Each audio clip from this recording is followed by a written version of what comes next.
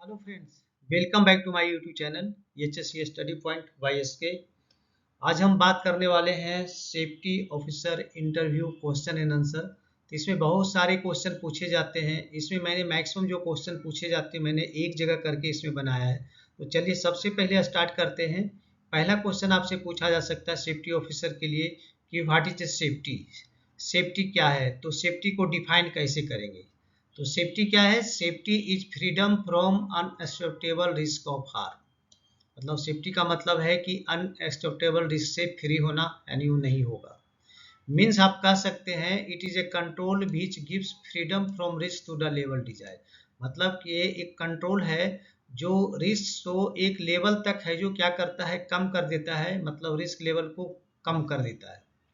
अब सेफ्टी है जो कैसे प्राप्त कर सकते हैं, तो safety is achieved by making a system और ए प्रोसेस। तो सेफ्टी को अगर प्राप्त करना है तो इसके लिए सिस्टम बनाना पड़ेगा, प्रोसेस बनाना पड़ेगा और उस सिस्टम पे काम करना पड़ेगा। उस प्रोसेस जो बना है उसके आधार पे काम करना पड़ेगा, तो सेफ्टी यहाँ पे अचीव हो सकता है।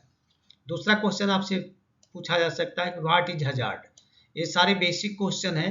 तो हजार्ड का आप कैसे कर सकते हो? एनी सोर्स और situation which has potential to cause harm, damage to property and the environment। मतलब ऐसा कोई भी सिचुएशन जिसमें पोटेंशियल होता है जो कि हार्म पहुंचा सकता है, प्रॉपर्टी को डैमेज कर सकता है, इवन इन्वायरमेंट को भी नुकसान पहुंचा सकता है, तो वैसे सिचुएशन और वैसे पोटेंशियल को हजार्ड करते हैं। फॉर एग्जांपल इसका देखते हैं जैसे क्या क्या है। Heavy overburden on edge of exhibition. तो एक्सहिबिशन के एज पे बहुत ज़्यादा लोड रख देना, बहुत ज़्यादा बर्डन देना, ये भी एक हजार्ड है। वहाँ से वो गिर सकता है, केबिन हो सकता है। स्टेयर केस विदाउट रेलिंग, घर का रेलिंग हो या किसी प्लांट का बिल्डिंग का रेलिंग हो, अगर उस पर रेलिंग नहीं है स्टेयर केस पे, तो भी ये क्या है, हजार्ड है।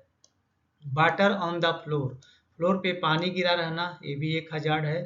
And codes posing A tripping hazard. Code अगर है, वायर रोप कोड लगे रहते हैं और वो है जो ग्राउंड पे है, तो वो भी एक क्या है, हजार्ड है। इसके बाद आपसे क्वेश्चन पूछा जाएगा व्हाट इज एक्सीडेंट।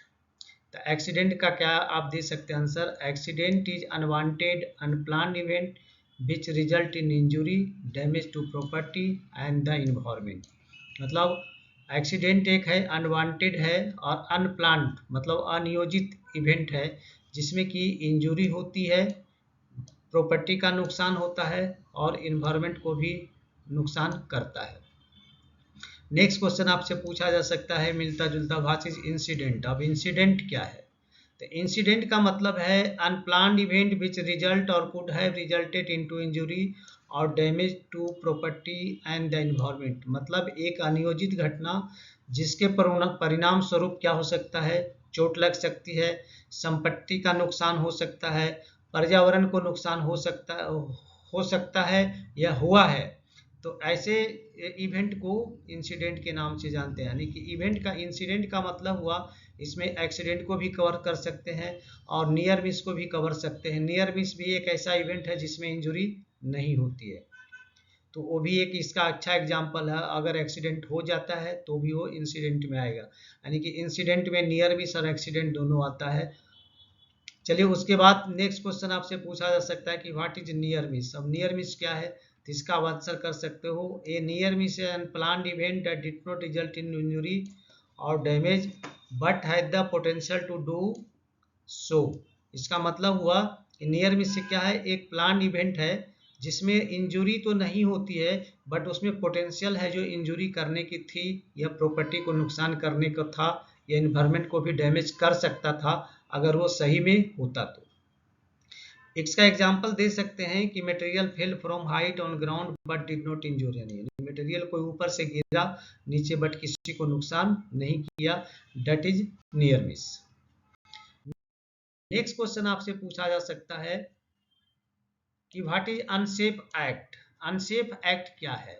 तो अनसेफ एक्ट का मतलब है ए टास्क और activity that is conducted in a manner that may threaten the health and safety. यानी किसी टास्क को इस तरह से करना जिससे कि वर्कर का, उसका हेल्थ और सेफ्टी का नुकसान हो सकता है, तो वैसे एक्ट को अनसेफ एक्ट कहते हैं। यानी वैसे मैनर में नहीं करना है। एग्जाम्पल अगर हम यहाँ पे देखें तो ऑपरेटिंग इक्विपमेंट इम्प्रॉपर स्पीड, यानी इम्प्रॉपर स्पीड पे इक्विपमेंट को चलाना एक अनसेफ एक्ट है। ऑपरेटिंग विदाउट अथॉरिटी, उसको अथॉरिटी है नहीं फिर भी ऑपरेट कर रहा है। Failure to use PP, PP का इस्तेमाल नहीं करना। Using drugs and alcohol at work place पे अल्कोहल या ड्रग लेना। Failure to warn person about the dangerous situation, अगर वहाँ पे कोई डेंजरस सिचुएशन है और वर्करों को नहीं बता पाना, ये भी क्या है, अनसेफ एक्ट है। And horse play at work place पे हंसी मजाक करना, ये भी एक अनसेफ एक्ट है। उसके बाद आपसे क्वेश्चन पूछा जा सकता है कि व्हाट इज अनसेफ कंडीशन। अब अनसेफ कंडीशन क्या है? A condition in the work place that is likely to cause injury और प्रॉपर्टी डैमेज, मतलब ऐसा कंडीशन वर्क प्लेस पे, ऐसा कंडीशन जिसके कारण इंजुरी और प्रॉपर्टी डैमेज की संभावना है, तो वो है क्या है, अनसेफ एक्ट है। इसका एग्जांपल देखें तो इनएडिक्वेट सपोर्ट और गार्ड, अगर मशीन में है जो कि सपोर्ट या गार्ड इनएडिक्वेट नहीं है। इनएडिक्वेट बार्निंग सिस्टम, वहाँ पे बार्निंग सिस्टम सही नहीं है। पुअर हाउसकीपिंग जो भी है एक क्या है, अनसेफ कंडीशन का एग्जाम्पल है। हजार्डस एटमॉस्फेरिक कंडीशन, ये भी है कोई अनसेफ कंडीशन का एग्जाम्पल है।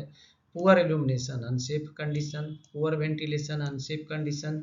स्लिपली फ्लोर, ये भी एक अनसेफ कंडीशन है। एक्सेसिव नॉइज अगर कहीं पे है, काम करना मुश्किल है, ये भी अनसेफ कंडीशन है। यूजिंग डिफेक्टिव इक्विपमेंट, जो इक्विपमेंट पहले से डिफेक्टिव है इसको यूज कर रहे हैं, ये अनसेफ कंडीशन है। Lifting material in long way, material को गलत ढंग से उठाना, ये भी अनसेफ कंडीशन है। चलिए इसके बाद आपसे क्वेश्चन पूछा जा सकता है कि difference between hazard and risk. तो हजार्ड तो हमने अभी जाना था, रिस्क के बारे में जानना है। तो हजार्ड क्या है? Anything which has potential to harm, मतलब ऐसी कोई भी चीज जिसमें नुकसान पहुंचाने की कैपेसिटी है, संभावना रहती है, पोटेंशियल है उसमें। जैसे कि एग्जांपल ले लेते हैं, वाटर ऑन द फ्लोर, अगर वाटर फ्लोर पे गिरा हुआ तो स्लिप करने का यहाँ पे संभावना है। अनटीडी वर्क प्लेस, गंदी, अगर वर्क प्लेस गंदा है, वहाँ सारा चीज़ बिखरा है तो वहाँ पे एक्सीडेंट होने की संभावना ज़्यादा ही होगी। या मूविंग मशीनरी अगर है विदाउट गार्ड, तो ये भी एक प्रॉब्लम है। तो ये हो गया हजार्ड। रिस्क की अगर हम बात करें तो रिस्क का मतलब होता है risk is the chance of probability of causing harm from existing hazard, मतलब रिस्क क्या है, एक चांस है और एक प्रोबेबिलिटी है जो कि एग्जिस्टिंग हजार्ड के कारण हार्म होने की संभावना यहाँ होती है, तो इसे क्या बोलते हैं, रिस्क बोलते हैं। यानी risk is the chance of probability of causing harm from the existing hazard. जैसे कि इलेक्ट्रिकल कोड है, ये रिस्क है। Chance of slip trip falls, ये रिस्क है। फायर है, ये रिस्क है। इसके बाद आपसे क्वेश्चन पूछा जा सकता है कि what are the accident direct cost. Accident जब होता है तो उसका डायरेक्ट कॉस्ट क्या क्या हो सकता है। तो सबसे पहले मेडिकल कॉस्ट है, ये कि डायरेक्ट कॉस्ट में आता है। कंपनसेशन कॉस्ट है, ये डायरेक्ट कॉस्ट में आता है। Repair cost on damage machinery, machinery अगर डैमेज हुआ तो उसको बनाने पे जो खर्च आ रहा है वो डायरेक्ट कॉस्ट होगा। लॉस ऑफ प्रोडक्शन, प्रोडक्शन का लॉस होना डायरेक्ट कॉस्ट में आएगा। Cost on fines and penalty, it is also under direct cost.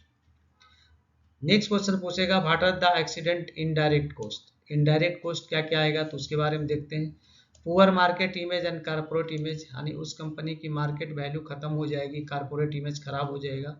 Low moral, वर्करों में मोरल लो हो जाएगा क्योंकि उसको काम करने जहाँ एक्सीडेंट ज़्यादा होगा तो उसका मोरल लो हो जाता है।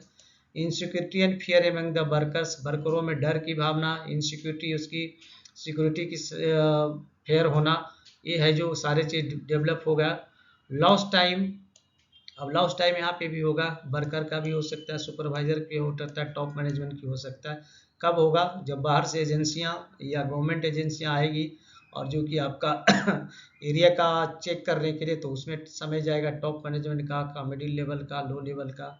Schedule delay and production delay, इसके कारण क्या होगा, शेड्यूल डिले हो सकता है और प्रोडक्शन भी यहाँ पे डिले हो सकता है। हम समय पे वर्क कंप्लीट नहीं कर पाएंगे, ऑर्डर को समय पे नहीं दे सकते। नेक्स्ट है लीगल फी, यानी लीगल फी पे भी पैसे जाएंगे।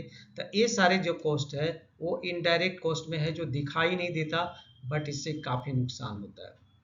नेक्स्ट क्वेश्चन आपसे पूछा जा सकता है कि what are the benefit of safety. Safety से बेनिफिट क्या है? तो सबसे पहले reduce work related injury and illness, पहला काम करेगा, इंजुरी या इलनेस जो वर्क रिलेटेड उसको रिड्यूस कर देगा।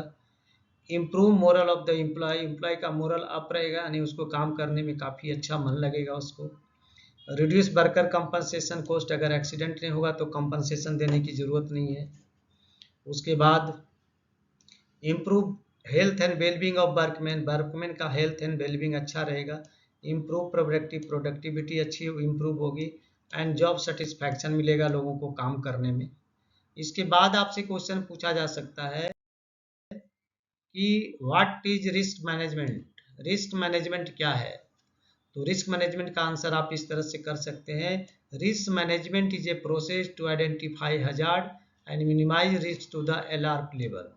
मतलब रिस्क मैनेजमेंट क्या है, हजार्ड को आइडेंटिफाई करने का या रिस्क को अलार्म लेवल तक लाने का एक प्रोसेस है, और इस प्रोसेस को ही हम लोग क्या कहते हैं, रिस्क मैनेजमेंट कहते हैं। मतलब हजार्ड को आइडेंटिफाई करना और रिस्क को एक कंसिडरेबल लेवल तक लाना ही क्या है, रिस्क मैनेजमेंट है।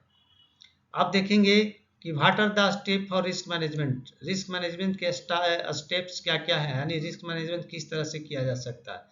तो सबसे पहला जो उसका स्टेप है वो है हजार्ड आइडेंटिफिकेशन, यानी हजार्ड को आइडेंटिफाई करना। The first step in risk management process is to identify the hazard at the work place, यानी वर्क प्लेस पे हजार्ड को आइडेंटिफाई करना, यह है जो रिस्क मैनेजमेंट का ये पहला प्रोसेस है, फर्स्ट स्टेप है। उसके बाद हजार्ड असेसमेंट है, तो इसका मतलब हुआ कि once the hazard identify, hazard एक बार अगर आइडेंटिफाई कर लेते हैं, what risk pose to worker at the work place, अब वर्क प्लेस पे वर्करों को रिस्क किससे है, तो उसको असेसमेंट करना जरूरी है, तो हुआ हजार्ड असेसमेंट। उसके बाद आएगा रिस्क कंट्रोल, यानी जो हजार्ड आपने देखा और रिस्क को देखा उसको कंट्रोल करना। Apply procedure and related document to control risk, तो अब रिस्क को कंट्रोल कैसे करेंगे, जो हमारे पास प्रोसीजर बना हुआ है उसको अप्लाई करेंगे या डॉक्यूमेंट्स जो बना हुआ है उसको अप्लाई करेंगे इसको कंट्रोल के लिए। उसके फोर्थ नंबर पे आता है, उसके बाद है rigid to rule and codes of practice to reduce risk to alarm level. तो यहाँ पे क्या करना है, रूल को है जो फॉलो करना है, कोड ऑफ प्रैक्टिस जो दिया है उसको फॉलो करेंगे तो ऑटोमेटिकली क्या है, रिस्क है जो अलार्म लेवल तक रिड्यूस हो जाएगा।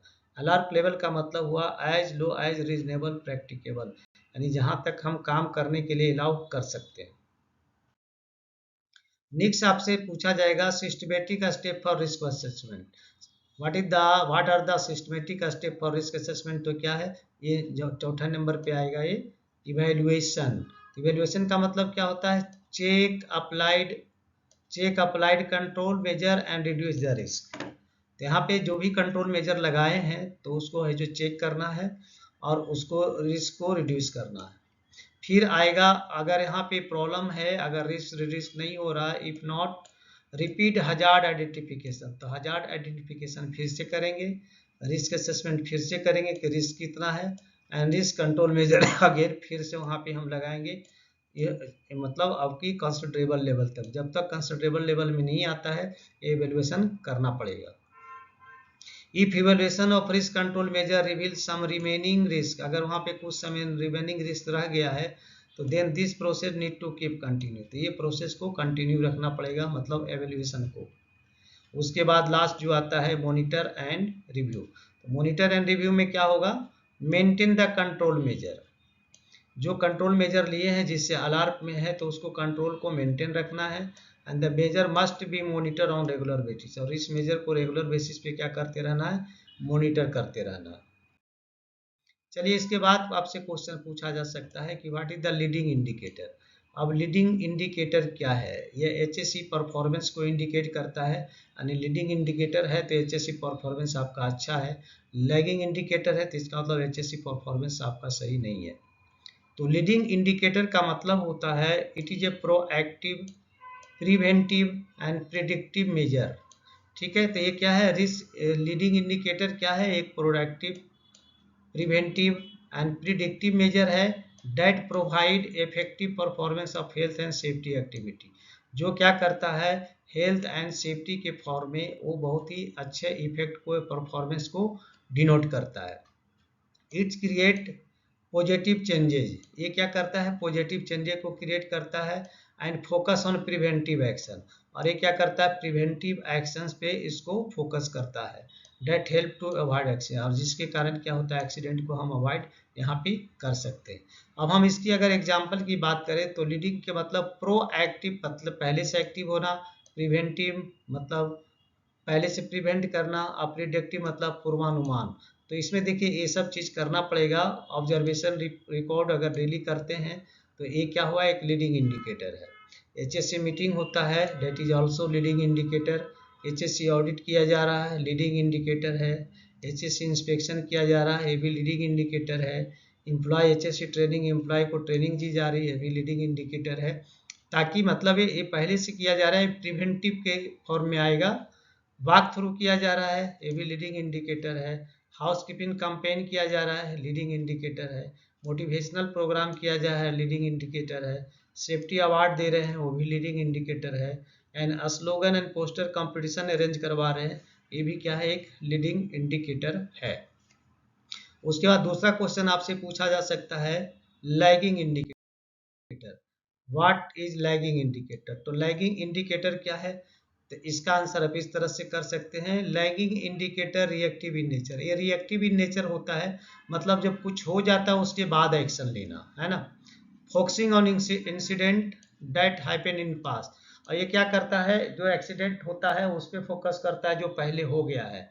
एंड हाईलाइटिंग एग्जिस्टिंग फेल्यूर, और एग्जिस्टिंग फेल्यूर को हाईलाइट करता है, जैसे कि अपने आप पता चल जाएगा। एग्जाम्पल अगर हम लैगिंग इंडिकेटर का देखें यहाँ पे, तो इंजुरी होना, ये क्या करता है, एग्जिस्टिंग फेल्यूर को इंडिकेट करता है। FSC होना, MTC होना, LTC होना, या लॉस्ट टाइम केसेज जो होगा, accident rate, fatality, severity rate, lost time injury frequency, total recordable injury frequency, total injury frequency and total recordable occupational illness frequency and best matrix.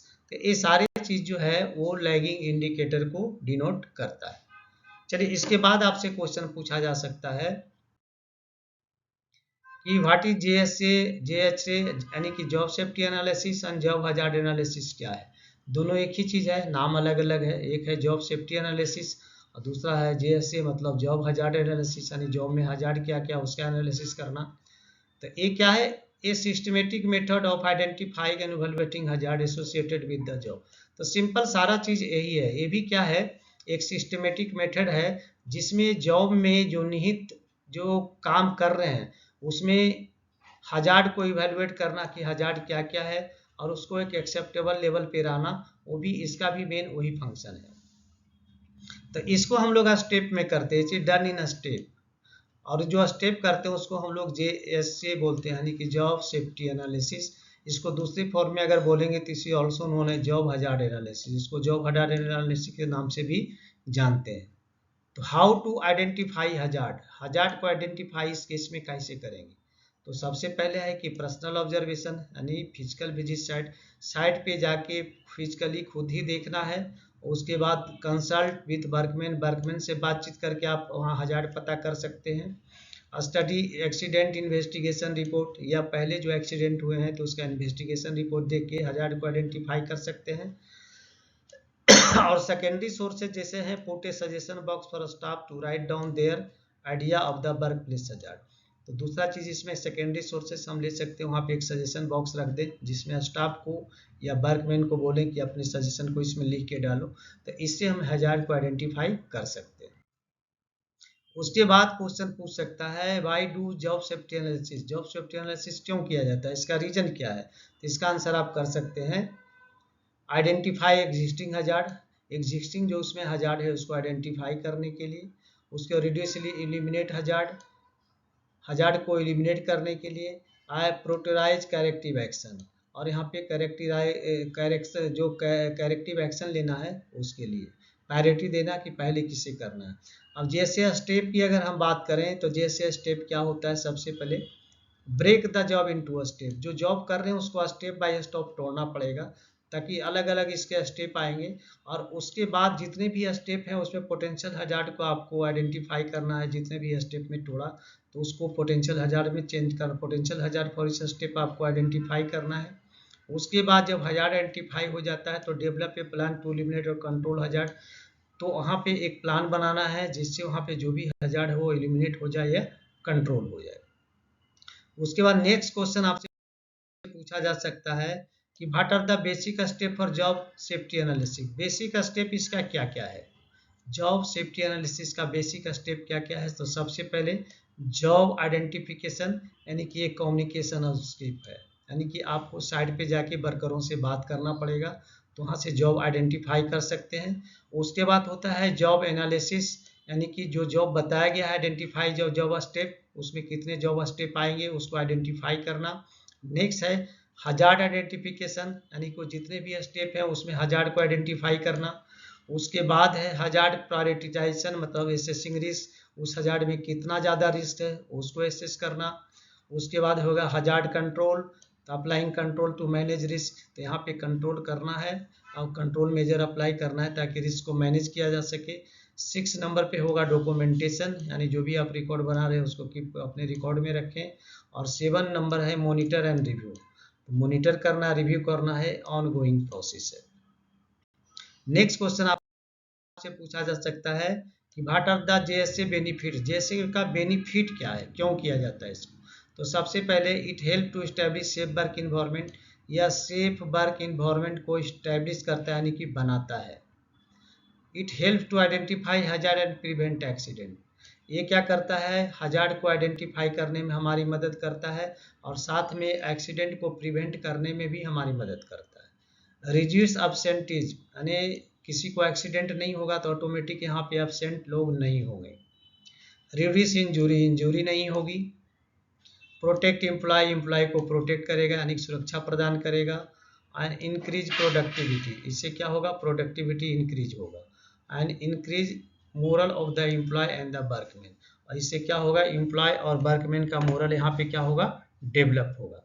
उसके बाद next question आपसे पूछा जा सकता है कि व्हाट इज हीरा, यानी hazard identification and risk assessment क्या है।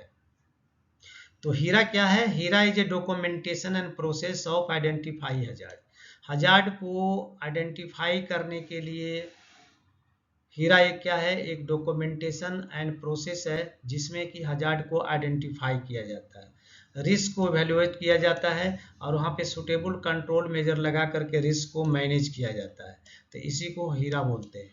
हीरा क्या है, एक डॉक्यूमेंटेशन एंड प्रोसेस है हजार्ड को आइडेंटिफाई करने के लिए, और उसके बाद रिस्क को इवेल्युएट किया जाता है और वहाँ पर उसको कम करने के मिनिमाइज करने के लिए वहाँ पे सुटेबल कंट्रोल मेजर अप्लाई किया जाता है। इस प्रोसेस को, पूरे प्रोसेस को हीरा बोलते हैं, जिसका फुल फॉर्म होता है hazard identification and risk assessment. अब यहाँ पे देखेंगे कि what are the step for HIRA, HIRA का स्टेप क्या क्या है, किन किन स्टेप से हीरा करना है।